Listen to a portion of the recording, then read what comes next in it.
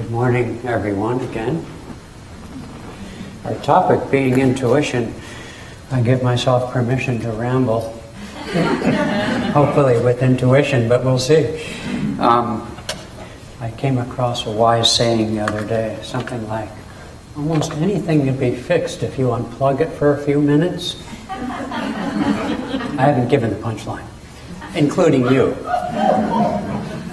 Zach from the farm took a little break at the Hermitage, our little seclusion guest house, sort of spontaneously. He said to get some clarity, and he and Haley did the event program last night for that. And he and I, therefore, were talking a little bit about the need for taking time. And we here at Ananda, we call that seclusion, when we go off by ourselves. It's not for everybody, and you don't start with a whole week. You might just stay at home for a day of quiet, but however you do it.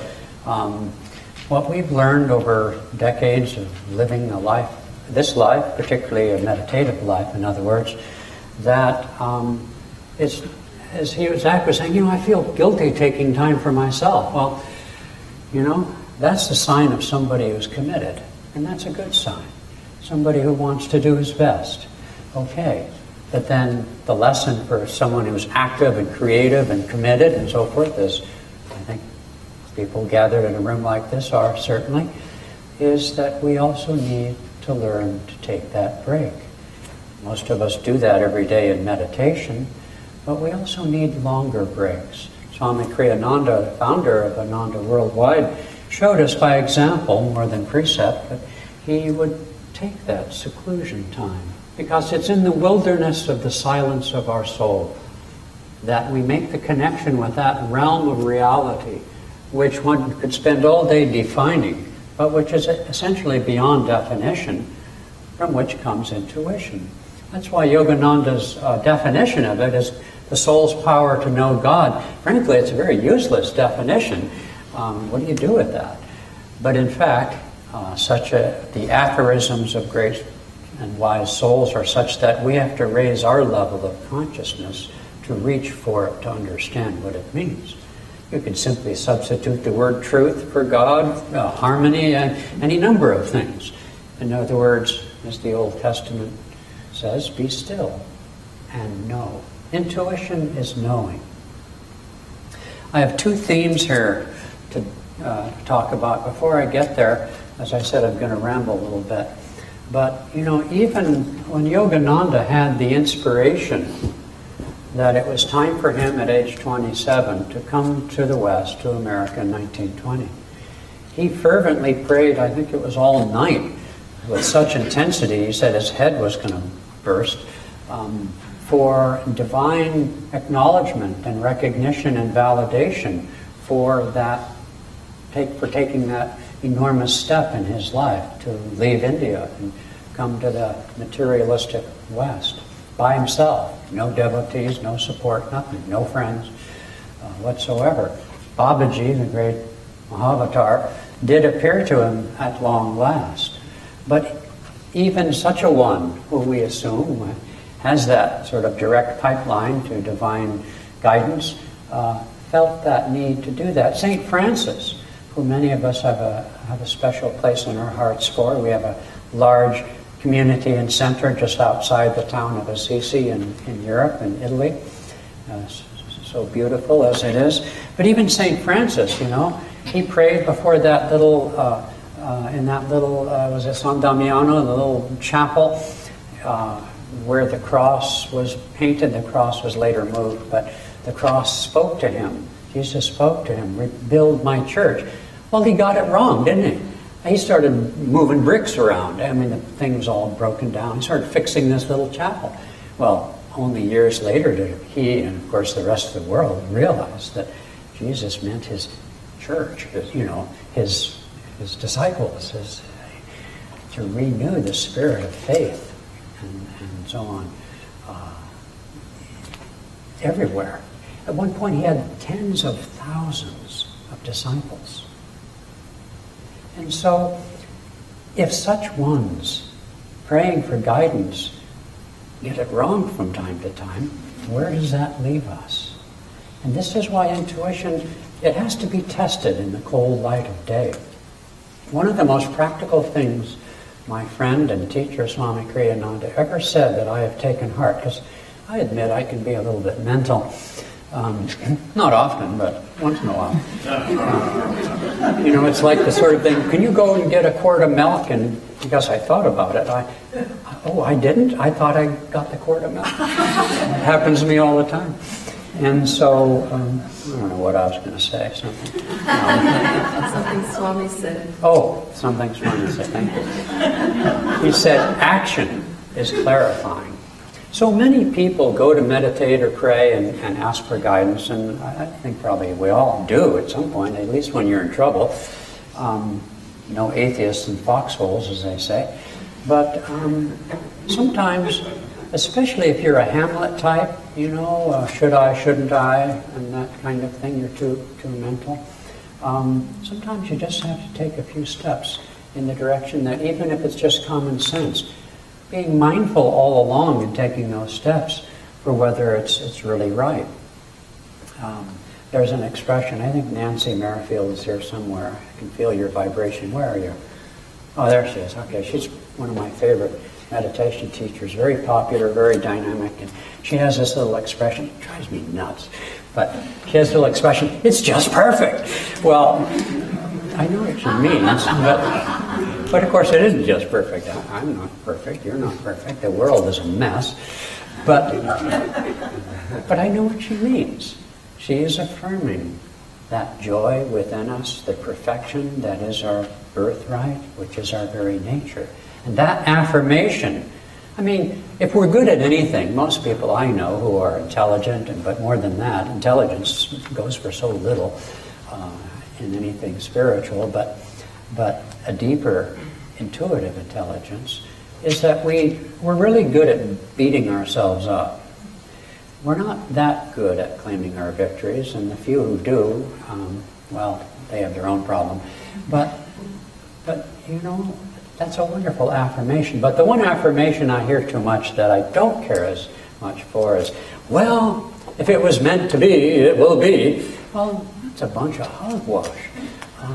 Because intuition does have that wonderful feeling of rightness and harmony, but that doesn't make it easy. That leads me into one of my ramblings. Hopefully I'll remember the other one. But tonight, this evening, we have a meeting of those people who have invested their financial resources to make the Ananda community nearby, the 5.5 acres, 32 apartments, a reality. We're going to vote on a new agreement. Nothing major particularly, but we're coming together to do our business. I think back to 1992 when the place was purchased, and we didn't have much to speak of in those days, and not only did the seller finance the purchase, and I'm going to come back to that in Nivritti here in a minute, but not only did he finance it, but we didn't have hardly had a down payment, so we had to borrow money, and essentially we weren't underwater in the modern sense of that term, but we were pretty close to it. And so what it meant is people paying interest only on all those second trust deeds or notes were such that they were paying way more than their rent was worth. So it wasn't any big surprise that after a year or two, we were going belly up left and right. We got people saying they couldn't make their payments, and that's when I arrived. Padma and I arrived, and just when the ship was about to sink, they didn't tell us that. We get here and said, hey, guess what? Guess why we sent you here? And so it was a little bit, we sort of hung on for a little bit, but there came a time when the manager of the property at the time called me from California, and she said, we've got maybe 60, 90 days worth of cash. I mean, you guys are bleeding up there. And what are you going to do? Well, we started advertising interest for sale and so forth. But I know Padma and I, we've been through this before. The early days of Ananda Village, we were always on the verge of some catastrophe or another. We had a forest fire, after all, that wiped out the community. I mean, it doesn't get worse than that. And other things as well. So our life is a life of faith. And faith is the hallmark of intuition. Intuition is knowing that things will be okay. Now, does that mean you do nothing? That's not the intuition I'm talking about. We made lots of phone calls. We, put out, let everybody we knew know, and within practically days of our going under, and some of us, like Ricky and Susan and Carol and others who were there, we looked at each other. If we have to walk out of here, we're old friends. We'll rent a house somewhere and live together. Nothing can really stop who we are and our life of faith and service here to this great work. And so we weren't all that worried, but we did what we could. 3 phone calls came in from 3 couples, married couples, who were very new to us. We didn't advertise that we were going to go. No, we weren't putting out panic. We just said, we had some percentage interest for sale. That's all we said publicly. And 3 phone calls. These couples wanted to sell their homes and so on and invest in the community. And in fact, down through the years, not just in a crisis like that, but down through the years, even recently, when our friends Joanne and Cindy moved to our community near Portland, right? Joanne had an interest in the community, and she said she wanted to sell it. I thought to myself, oh my God, it's all cash. She doesn't, I don't know anybody who has that kind of money. Within 24 hours, one of you in this room called and said, I'll buy it. I mean, we shouldn't even be here. This shouldn't even be here. We've dedicated the groundbreaking of a temple of light like this, a little bit bigger at Ananda Village. The budget is what, $3.5 million? They've already, since this first spadeful of earth, raised all but about $500,000 or a little bit more of that.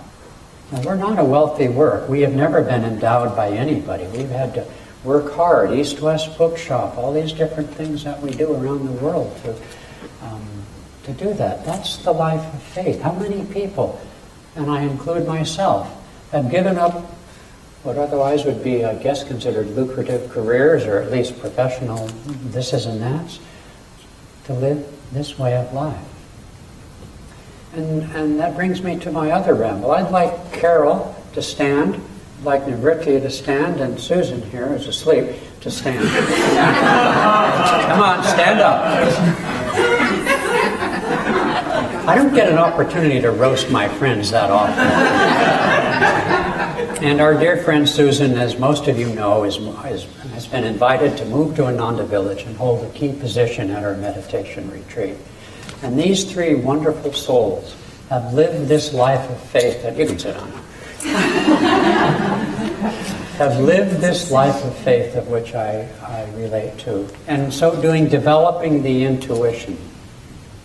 The ego thinks it's a sacrifice. Things as we... And I want you to be clear. I'm not talking about what everyone in this room should be doing. We each have our dharma, our way of life, our obligations, our families perhaps, etc.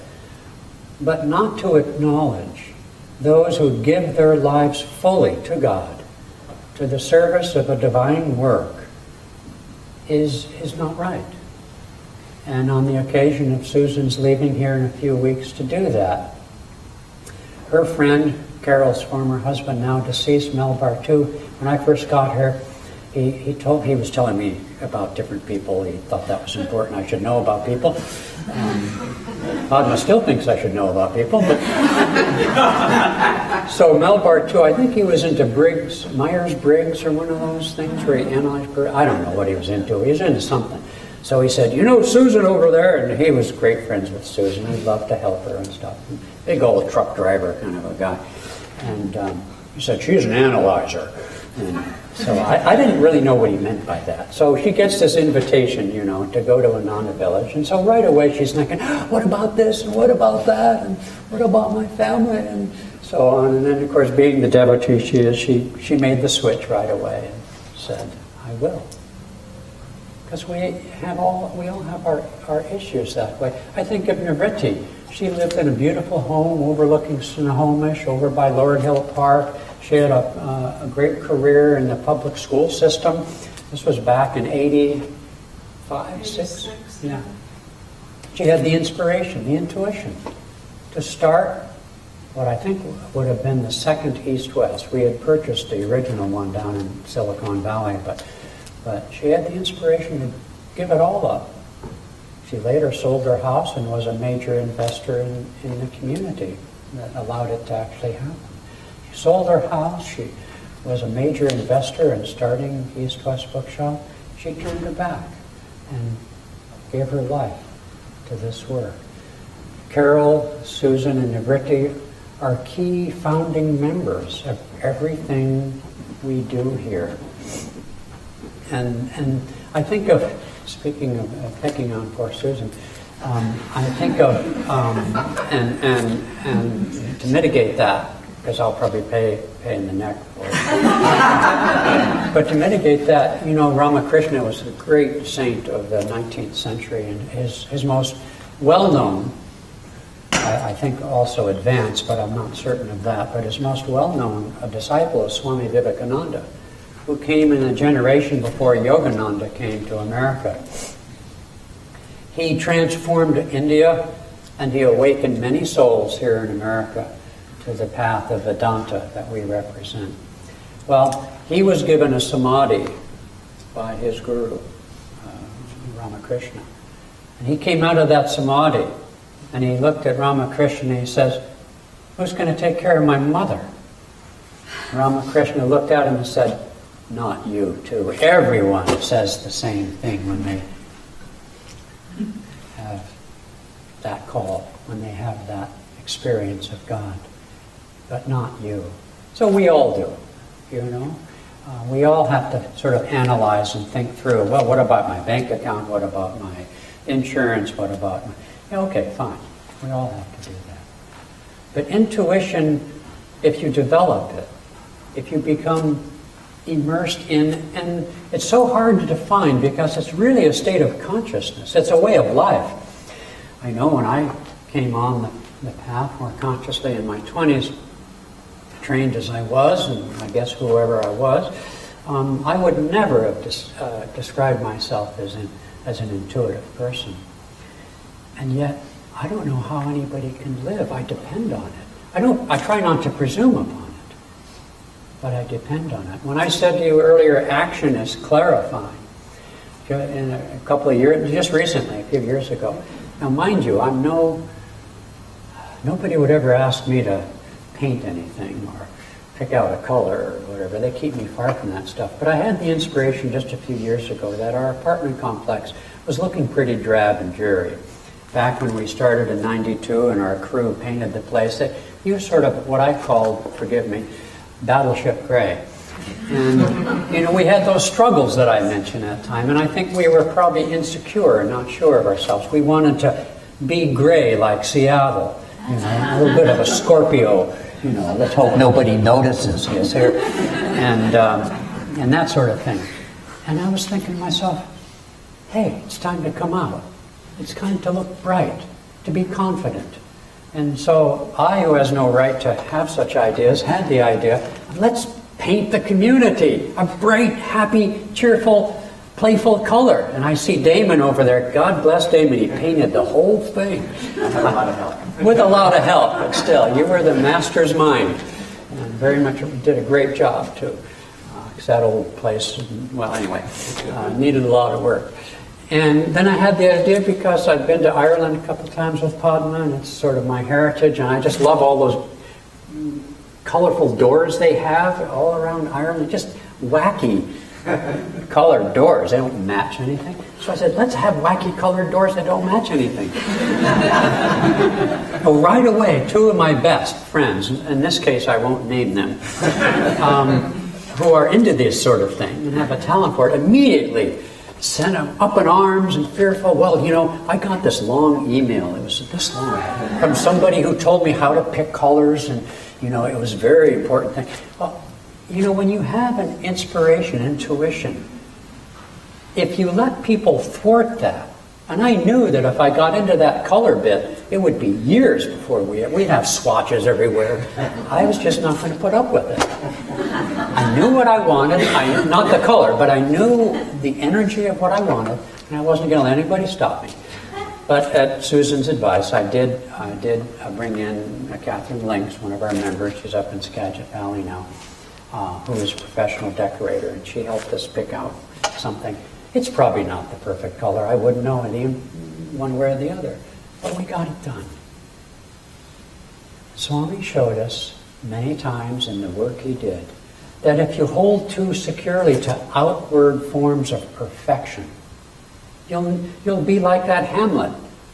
You'll be paralyzed because the reasoning mind, the questioning mind, the carping spirit paralyzes the will and shuts down the flow of intuition from above.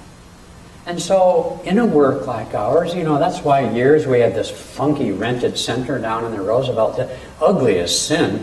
I'm surprised anybody walked through the doors, but some of you did, through intuition, courage. Now we have this beautiful thing. It's not so difficult, but in the early days of Ananda, when I got there, the fire had just happened. There weren't any homes left. The place was, fires, right? Have we had fires?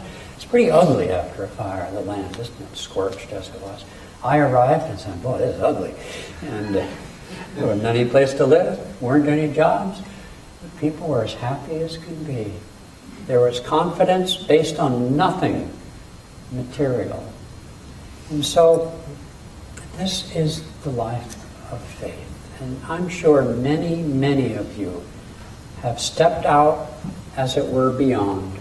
Not into presumption, but stepped out beyond your comfort zone to do something high-minded, idealistic. I think of, people who work at East West or at our school. We don't earn a lot, just subsistence level. But we have a joyful opportunity to serve a high ideal of serving other people, helping other people. It's not easy, and not everybody can or even should consider it. But when they do, it's a testimony to the life of intuition and the life of faith. And it's a great blessing, and to honor other people who do that. And I don't know what day we're going to have an opportunity to honor Susan. I haven't heard the date. Is there a date set? Well, we're thinking the 1st, but there's a possibility it might be the 15th. Okay. So we're waiting. That's authentic Susan, all right. She'll let us know at the end. But that's okay. It's okay. We love her. She's wonderful. But it's important, and we want to do that. And when people answer that call, that's honored. Suryadas there left his career and as a master electrician to come on staff here with us at Ananda. Not an easy thing to do. And yet it's things like that develop that intuition, because intuition takes courage. Intuition takes calmness. Intuition gives to us confidence and calmness. It's a two-way dialogue. And meditation is supremely, there is no other daily act that exists that can, like a sharp knife, that can fine-tune and sharpen our intuition. But not all forms of meditation do that. We have to get beyond things like techniques and mantras and so forth and enter that, what to the ego is a threat, that abyss of total silence, total perfect stillness. It takes courage to do that. Because the restless mind wants to analyze. It wants to, dwell on what so-and-so said and think about my issues and my problems. It doesn't want to go there into the wilderness of silence. And so when we teach meditation, we say to people, do your techniques, whatever it is, Kriya, Hong Sa, etc., pranayama, but then drop it. Open yourself up. I think, to me, the image that comes, I've lived in homes, older homes that had casement windows, and they have these heavy blocks inside the walls, and so and some of one old house Padma I had in Nevada City near the village, because there weren't any homes, we had to rent a house or buy a house in Nevada City. And so if the brick things inside the wall broke off the ropes, as they do, the house was nearly 100 years old, It's like, it's really hard to do. And so when I sit in meditation, I gaze to the point between the eyebrows and opening the heart. It's like you have to hold yourself up to receive the blessing of the rain, you might say. The rain of blessings, of silence, that sort of pour down into your mind and cleansing your heart of all that stuff that we still have to do. But it's like we take a shower every day, we wash ourselves every day. Well, in meditation we wash the mind. We cleanse the mind of its anxieties, its preoccupations.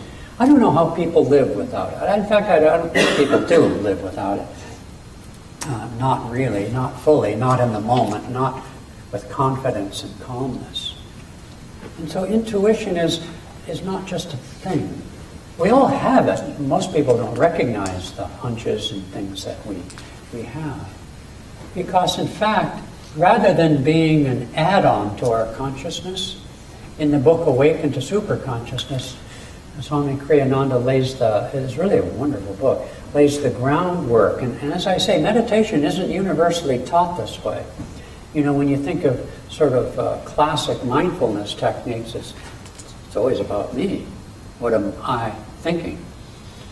And, or at least it's always about me. You stay in the body, you stay in your mind, you do something, but you don't have the courage or the wisdom to transcend that ego-active mind and body. And so he lays the foundation by saying that there is a level of reality, a unitive sort of existential base of reality, which is God. In the beginning was the Word, and the Word was with God, and the Word was God, and nothing was created without the Word. That is essentially the presence of God underlying and at the heart of all creation. It is not an add-on that I think of a story. There was a cat, and the cat's family moved from Wisconsin to, I think, Seattle, actually. And they gave the cat to a neighbor or somebody. Months later, the cat shows up at their door. Walked all the way from Wisconsin to Seattle. Cats have intuition, too. In other words, at the heart of all things is this knowing what my path is. And so, rather than being something that is outside of ourselves, it is ourselves. And once we make that sort of fundamental shift about who I am and what life is, then we start to live from that realm of confidence, knowing. It doesn't by itself solve all of our problems, make our karma go away, but it gives us the perspective and the insight and the solutions to all the stuff that we necessarily have to do and go through. It's a way of life. I can't think of any other way of life that's all worth living. We all have stuff to do, and as I often say, the details really are less important than we imagine.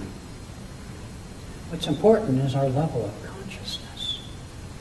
And intuition isn't just sort of like a slot machine. You put a coin in and you get an answer, or something we use, like a smartphone. It's what we are. And that's the fundamental shift that I'm talking about. To live in the presence of God, in the knowing of God, in the knowing of everything is perfect, like Nancy says, is an act of faith.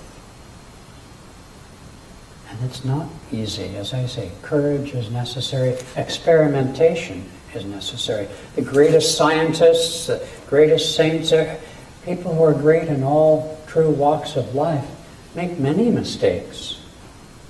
Not this, not that. We have the expression, don't we, from India, neti, neti, neti. Not this, not that. We think we're this, we think we want that. But we have to try things out. Test it with somebody who we trust, who we respect. Never, as Swami Kriyananda says, impose your intuition on other people. He would say to us, I think it seems that we ought to do this or we ought to do that.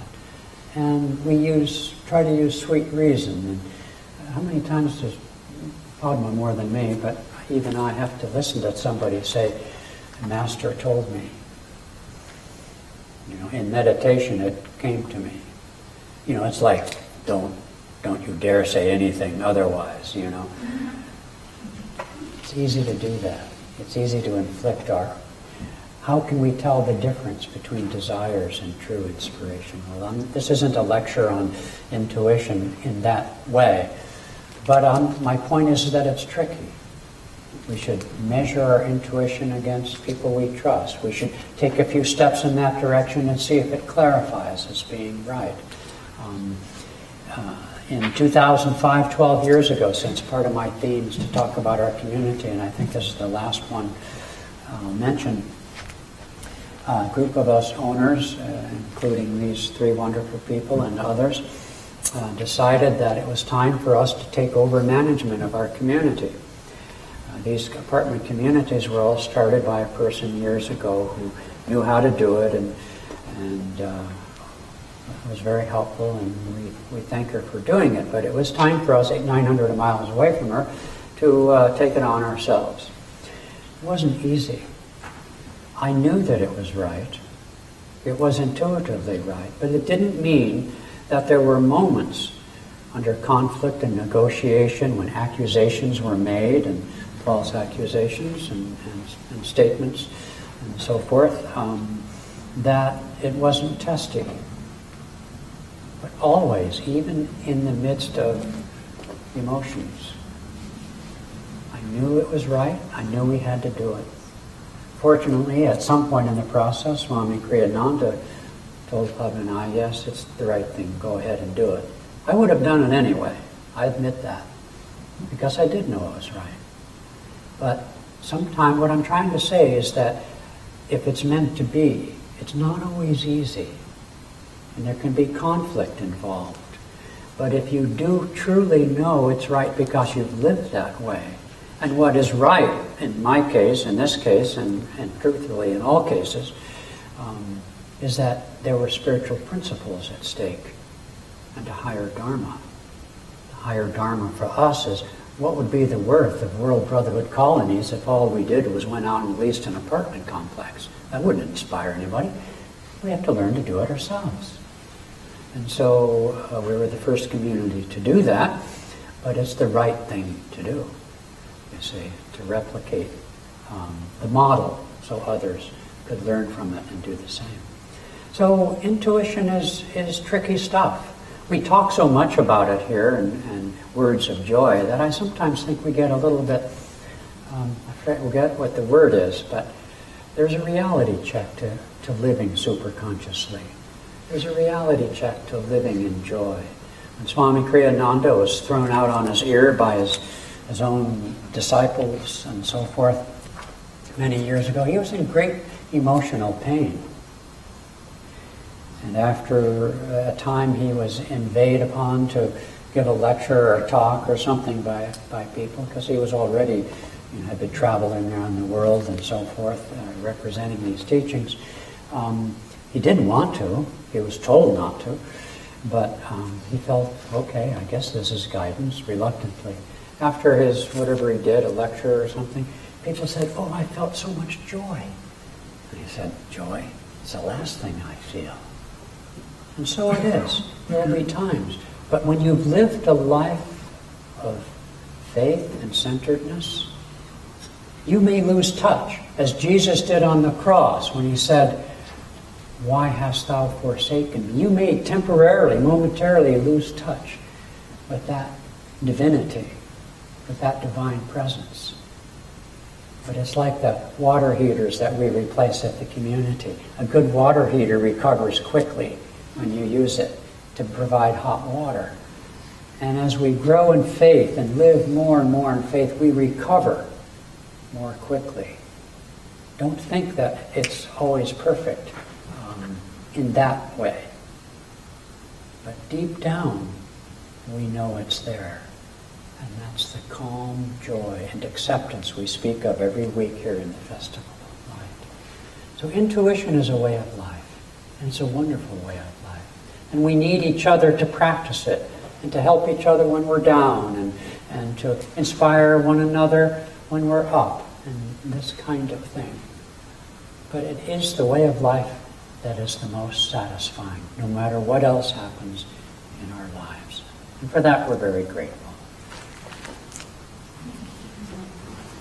I turn to you from Yogananda's Whispers from Eternity.